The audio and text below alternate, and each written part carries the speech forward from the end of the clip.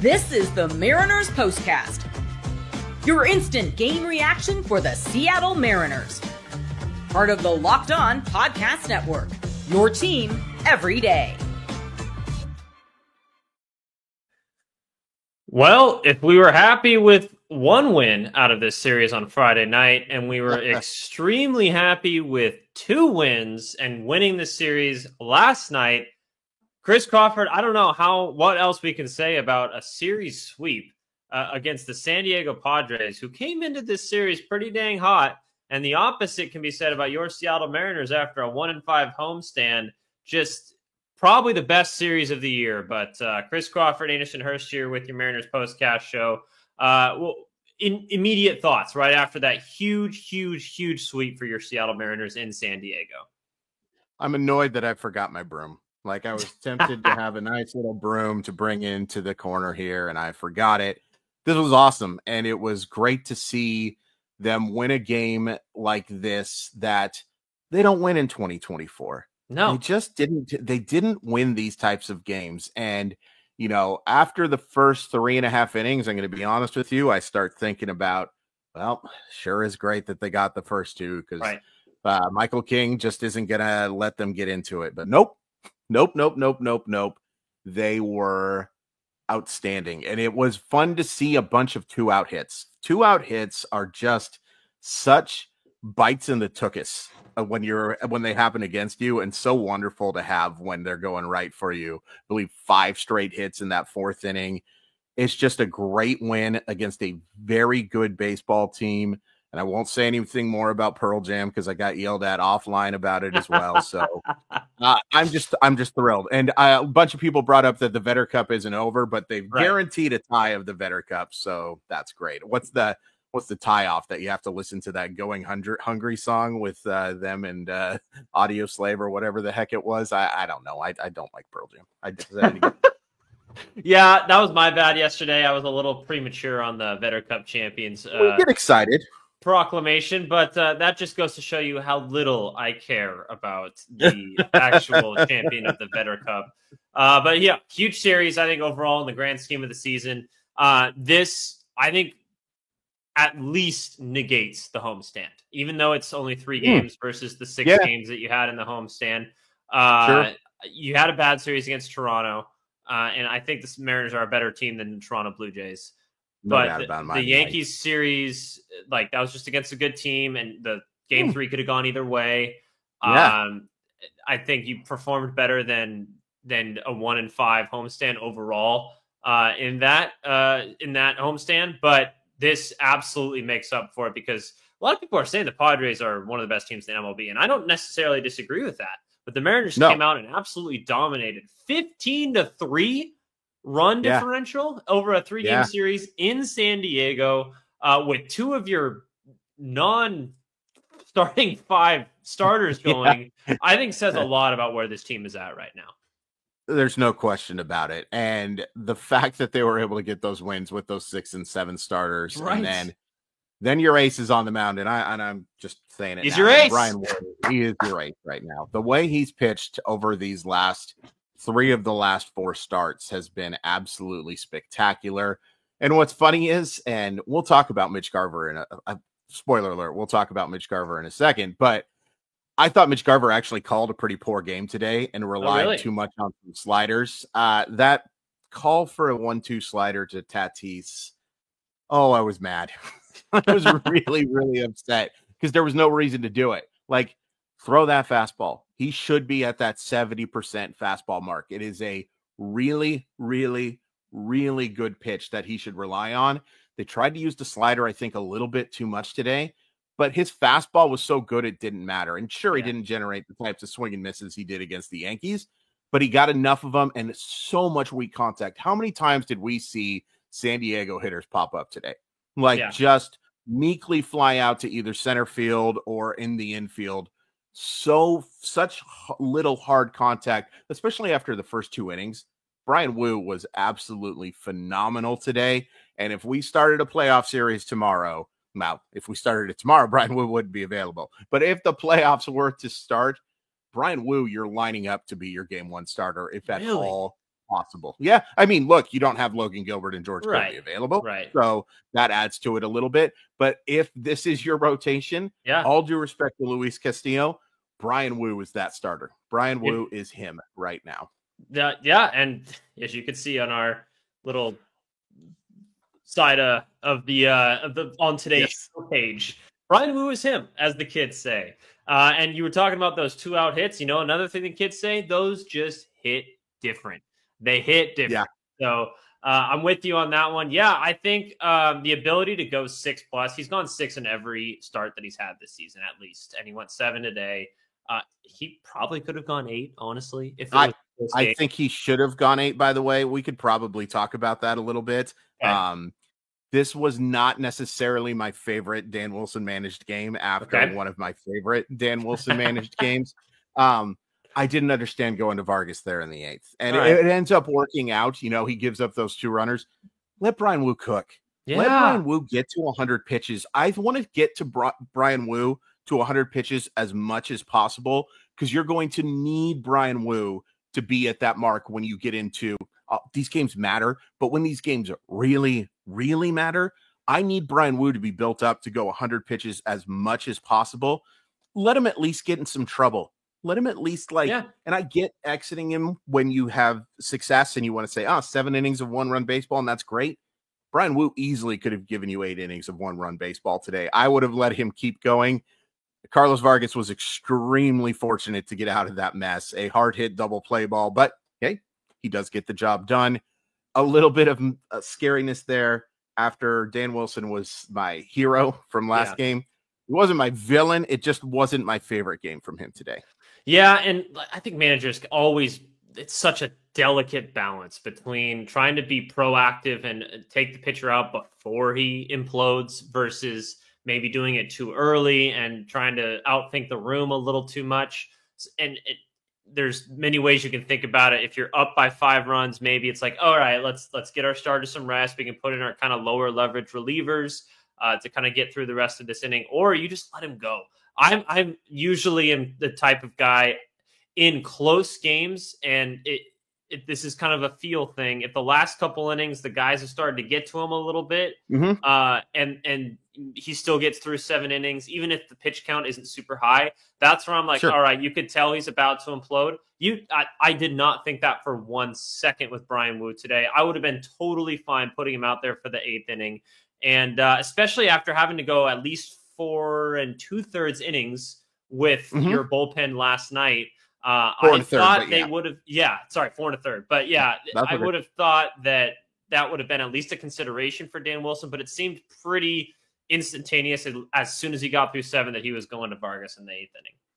Yeah, absolutely. And that's not my favorite thing. And it's, those who kind of wonder how much the manager is making decisions for the Seattle Mariners may point to a game like this and say, okay, maybe this is a little bit from the upper powers suggesting just have him go 7 today at most. But look, it ends up working out. Carlos Vargas does end up getting that double play. But to your point, it was actually on the contrary. Like, he struggled in those first 2 innings. He was fortunate to just give up that 1 run. From that point on, Brian Wu pretty much sailed. And that matters too, because look, pitch counts are pitch counts. It's not a battery that you can just recharge. You do tire out, but there's no doubt that there's those pitches from inning 3 to 6 were not stressful pitches. He didn't deal with base runners all that often. And when he did, he quickly got rid of them. It was a sensational start. I just like to see my ace, who he is your ace right now, go 8 innings when you can get him 8 innings. Yeah, I think there is a little bit of the part of the season that you're at, the ability to kind of go to a couple lower leverage guys like a Carlos Vargas, maybe get some innings in for those guys who maybe haven't pitched in the last couple days. I don't hate the decision, but I'm with you. I probably would have gone to it, but we're grasping at straws at this point. Huge series. I am such a big fan of how the Mariners played. I'm as impressed as I've been in at least a year, last maybe even 2 years of how the Mariners are playing baseball at this point. This is one of the better series that I can remember in a long, long time. Brian Wu's start to the offense performing. Send us in on your comments who your unsung hero is. I have an idea who I'm going with for mine, but I'll let you know. I can be convinced otherwise. So if someone puts in a comment that is really smart, doesn't really happen that often. Sometimes it does. If you could convince me of your unsung hero, I might change it and give you a little bit of credit on the way. But let's break it down a little bit. After the Tatis homer, in literally the first batter that Brian Wu faced, it looked like he kind of was cruising through. Let's go. Let's go to the offense for a little bit here. Our unsung hero a couple times last couple games, Randy Arozarena with the game tying home run. That was a big point in the game, in my opinion. It's massive. Like, I don't think you can overstate how big that homer was, because for the first 3 2/3 innings, this offense looked, as the kids say, cooked. Like, it looked like it was going to be one of those days where they just didn't have it. But then Randy Arozarena comes up massive and ties that game. And then they get 4 straight hits. And, you know, it doesn't matter when it happens, but it's nice for that to happen all in a row like that, because, you know, I think it probably hurt King's confidence a little bit to have that home run, because he had a no-hitter before that Randy home run. Yeah, he was breezing through this thing. His command was so good, but then the homer, I believe the Tellez double after that, then 5 straight hits. And I believe I saw that this was the first time the Mariners have had 5 straight hits with 2 outs since like 2004 or something like that. It's been a long time. It was great to see, and it was huge. And to be honest with you, it was nice to see, especially a little bit of luck with the Mitch Garver infield single there. Oh, excuse me, the Mastrobuoni infield single there, because Leody Taveras clobbered a baseball. And if not for the ground rule double, that run was going to score. And you're kind of thinking, ugh, you only get 2 out of this inning after you have so much hard contact back to back to back to back. But then a little bit of fortune breaks their way, and they do get that 3rd run. I felt so confident once the Mariners had that 2-run lead that this was going to be a win based on how Wu was pitching, who, by the way, is 5-1 now. And I know wins and losses, blah, blah, blah. It's really fun to see him be rewarded for his success. I just saw that stat right now. It was awesome to see, but it all starts with that Arozarena homer, because it literally opened the floodgates. Yeah. Again, King had a no-hitter before that point. We're at top 4 at this point. That's not nothing. Going into the 4th inning without a hit. Randy ties it with the solo blast, Rowdy with the double, Garver with the single, Taveras RBI double, and then the Mastrobuoni RBI infield single. Big inning for the Mariners, who get 4 on Michael King, who's been one of the better pitchers in the National League all season. They get him out, similar to Max Fried, very, very, very reminiscent of the Max Fried game. One of the better pitchers. They get him out before the 6th inning, and guys who have just like cruised through many lineups, many good lineups in this league, seem to have issue with this Mariners team. And I think that's a huge development for this offense. I can't help but look back on 2024, and the Mariners were a bad offensive team in 2024. I had somebody arguing with me that, and I appreciate their opinion, but I would think that scoring 20, being 20th in runs would equal bad offense, but you know, some advanced stats that disagree with that. But I will say this, the Mariners were absolutely carved up by aces, carved up by anything that you could even call an ace. Well, look what they have done against Tariq Skubal, what they have done against Garrett Crochet, what they have done against Max Fried, and now what they've done against Michael King. And even Nick Pivetta, although, you know, Nick Pivetta pitched pretty well, so we'll take that back. The guys that they have faced that are considered top of the rotation guys, they've had their way with, and they've gotten them out of the game quickly. Like, they have done such a good job of working counts, even if the results aren't great at first, doing just enough to make sure that these guys can't go 7 innings, 8 innings. It's been massive. And to see those kind of results against quality pitchers, you're supposed to beat up on the bad guys, but when you're competent against the good guys and beat up on the bad guys, that makes you a good offense. And right now, the Seattle Mariners, with a few exceptions, and especially at the beginning of the year, but that's over now. The struggles are done. And the Seattle Mariners are playing well against really good pitchers. Yeah, and especially if you look at the eye test, like, I'm someone who likes to look at the stats a lot. But when it comes to how an offense is performing, at least less than 2 months into the season, It's an eye test thing, right? How good are their at bats? Are they getting pitchers out early in the game? Are they, battling out there with 2 strikes? And all of those things are true at this point. Things that you couldn't say about the 2024 and 2023, for that matter, Seattle Mariners teams. So I think that's the biggest development for me. And it, like we've mentioned before, it takes a toll. You get into their bullpen earlier, later in the series when they want to go to those higher leverage guys. They can't. You saw Matsui today work for the second straight time, walk the bases loaded. That's how the Mariners get their 2 insurance runs in the top of the 9th inning. It's just these things add up in a long baseball season, whether it's a series, whether it's a month, or whether it's the entire season. These things add up, and those little parts of being in a good offensive team, I think, is the biggest development for why the Mariners team is performing so much better on the offensive side of the ball this year. I would absolutely agree. One thing real quick before I forget about it. Anders and I were, we get in here ahead of time because we want to make sure we don't screw up. Eduardo Bizardo nearly gave us a heart attack today when it was a 6-1 game and he could not find the strike zone today. We just about went apoplectic. It's just so hard to watch a 5-run lead and watch a guy not be able to throw the strike zone. But credit to Bizardo. Just like Vargas, they give up a couple of guys on base with nobody out, and they end up getting the job done. It wasn't pretty. Nope. And anybody who walks anyone with a 5-run lead should have to be audited. But at the end of the day, it worked out. But Anders and I just about lost our you-know-what while we were watching Bizardo not find the strike zone. Yeah, and he's being nice when he says Anders and I. It was really just me. I was going a little crazy.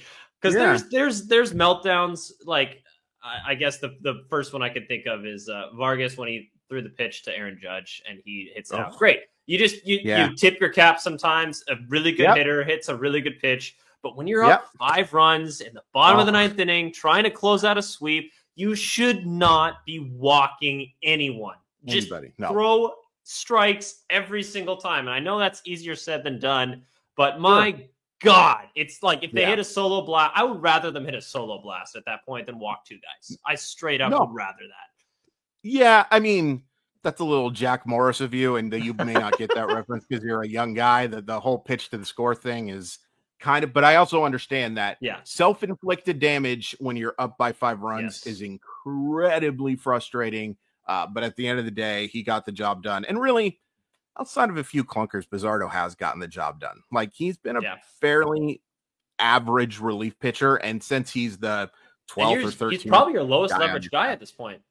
1,000%, absolutely. He honestly, to me, when Trent Thornton is ready to come back, they're going to have an interesting decision to make there about which guy you send down. Maybe it's Troy Taylor because you want to have him getting more consistent work in Tacoma. But I think Troy Taylor in the long term is really important for you. And, maybe you want to keep him up on the major league roster to work with those guys. It'll be an interesting decision. Yeah, that'll be for Ty and Colby to figure out. And once again, guys, remember, you can tune into their show on Monday. They're going to have a big breakdown of the full series. We're just reacting to this game specifically, but we're pretty excited. Mariners sweep the San Diego Padres 15-3 run differential over the entire weekend. That's huge. That's just beautiful. An absolute domination by the Seattle Mariners pitching staff more than anything else, but then the offense as well, doing everything they need to do. Really quick before we get into our Unsung Hero segment, I want you guys to comment in who your unsung hero of the game was today. Like I said, I have an idea of who mine is. I can't speak for Chris, but I have an idea of who I'm choosing. But if you guys convince me otherwise, I might be able to choose you and give you some love along the way. But before we get to that, let's get and talk about some wonderful pistachios. Now, Chris Crawford, I don't know if I'm going to be able to top the wonderful pistachios ad read that I did on Monday for our first broadcast, but I will try and do as much as I possibly can to get to that point. Sure. So if you're looking for a snack that's both delicious and nutritious, crack into a good source of protein with Wonderful Pistachios. Wonderful Pistachios is one of the highest protein nuts. Each 1 ounce serving has 6 grams of protein, giving you a 10% of your daily value. Plus, they're packed with fiber and better for you unsaturated fats to help you keeping fuller longer. We talked about this before. I'm going to say it again.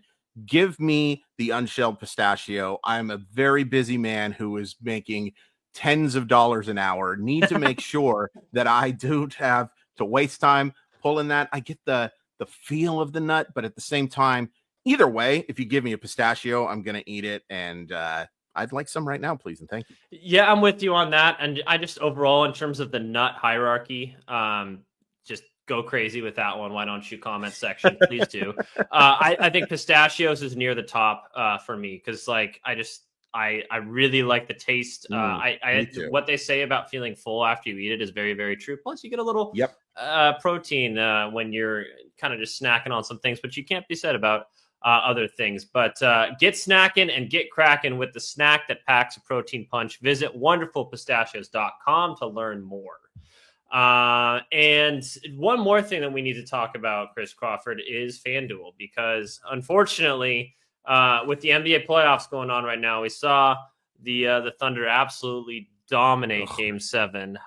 It wasn't even close. Actually, I was pretty thankful that I could turn it off as soon as I could so I could focus on the Mariners game. But with the NBA playoffs in full swing, every night delivers highlight-worthy performances, major momentum shifts, and can't-miss moments. There were some missed moments in that Thunder Nuggets game, but that's okay. Whether it's a game-winning shot or a breakout player, there's never been a better time to get in on the action with FanDuel. FanDuel makes it easy to stay in the game before tip-off and live with player props, performance trends, and same-game parlays.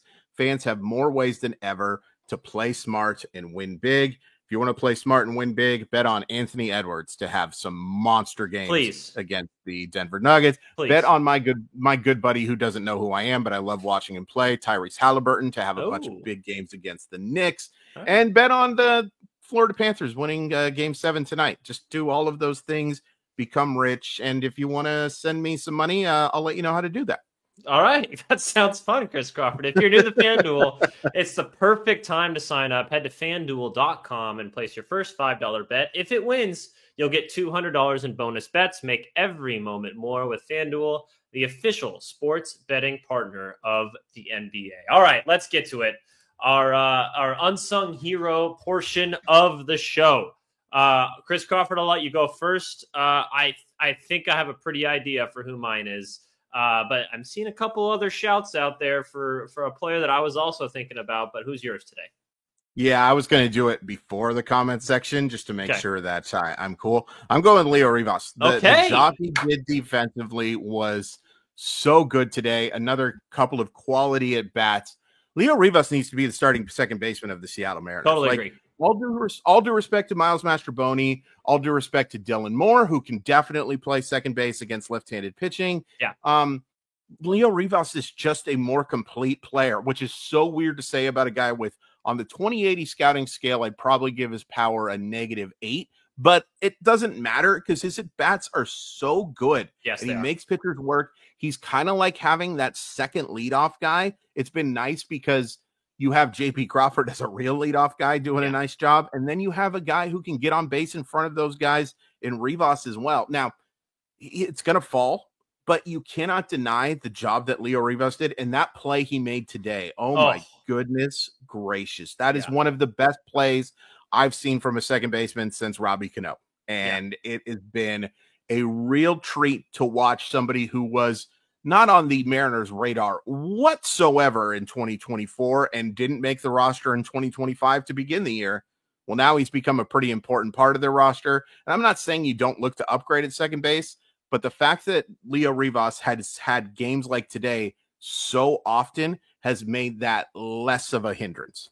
Yeah, and I think he brings value in so many different ways. I think he might be your best defensive player at second base at this point.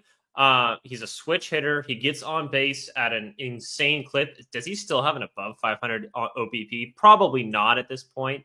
I haven't looked at his numbers all the way down to 441. RIP 500 on base. Yeah, that's all right. We'll take a 431 OBP from your 9-hitter.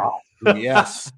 But yeah, I think a platoon at second base of Leo Rivas against righties and Demo against lefties would be absolutely the way to go at this point moving forward. Should be also noted that, you give Ben Williamson the day off today with Mastrobuoni playing third base. I think he looked fine there.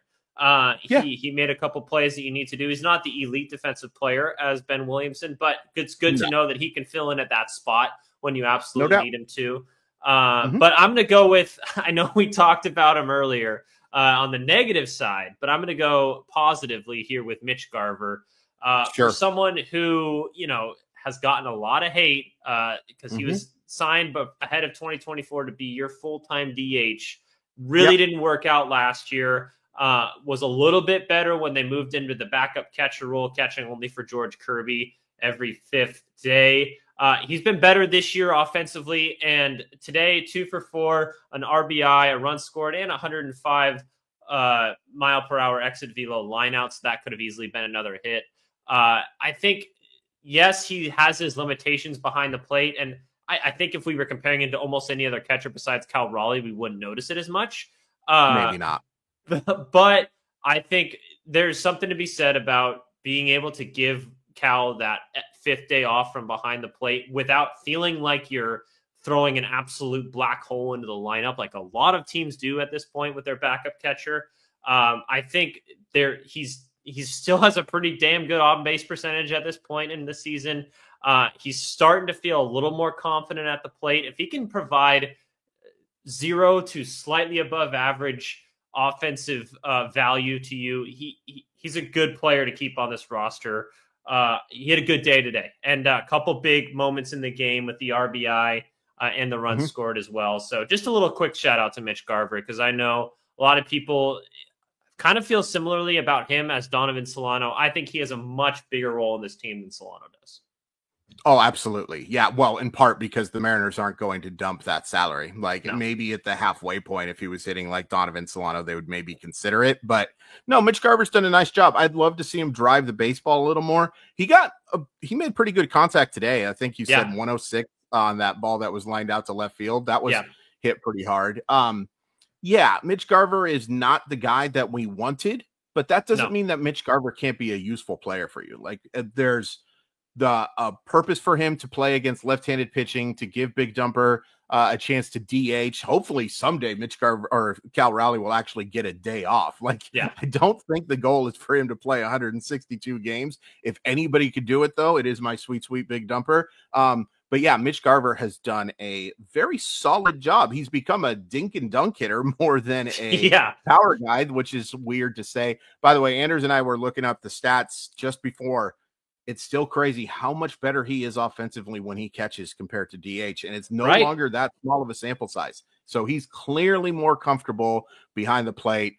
Maybe something the Mariners should have done a little more due diligence before, but they know now that he is a catcher, a guy who occasionally will get some time at DH, but he is a catcher, not as good as Big Dumper, but that doesn't mean he doesn't serve a purpose. Yeah, and that's that's not saying much, because Big Dumper right now is the best catcher in the game. So if you're not as good as the best catcher in the game, you still have a chance to be pretty dang good. So yeah, absolutely. Yeah, so I think he's a perfectly serviceable backup catcher at this point. I'm not one to look into how much you're paying a backup catcher. I understand. No. It's not nothing, but I don't care. I think we really, really, really can kind of overlook that part of the game. Bring Ty Dane back. Yeah, he's still here, just so you guys know. You'll be getting him tomorrow with the Locked On Mariners podcast. We're just a postcast, myself, Anderson Hurst, and Christopher Crawford. We're reacting to every single Mariners game right after the final pitch. You guys will still get your daily podcast with Ty and Colby. Don't you worry about that. You won't have to look at our faces for that much longer. I'm pretty worried. I'm pretty worried. It's very concerning. I hope they bring Thank You Dane back as soon as possible. I assume that's what TY stands for, right? That Thank You Dane. Oh yeah, thank you. Yeah. That's what the kids say nowadays when you get rezzed in Fortnite. Say like 10 times today. But no, you guys are awesome. Really appreciate you guys tuning in today. Huge Mariners sweep. Let's go get at the very least 2 out of 3 against the White Sox. If you sweep that series as well, that's a big opening to your road trip, and then you go into 4 against Houston. We'll be with you guys all of next week. We'll see you guys tomorrow. Once again, you guys can catch Ty and Colby with the Locked On Mariners podcast tomorrow during the day. Chris and I will be with you right after the final pitch against the White Sox. We got Luis Castillo going tomorrow. Let's go win game 1. But as for now, the Mariners sweep the San Diego Padres in a huge weekend series. And we'll talk to you guys tomorrow. Thanks so much for tuning in.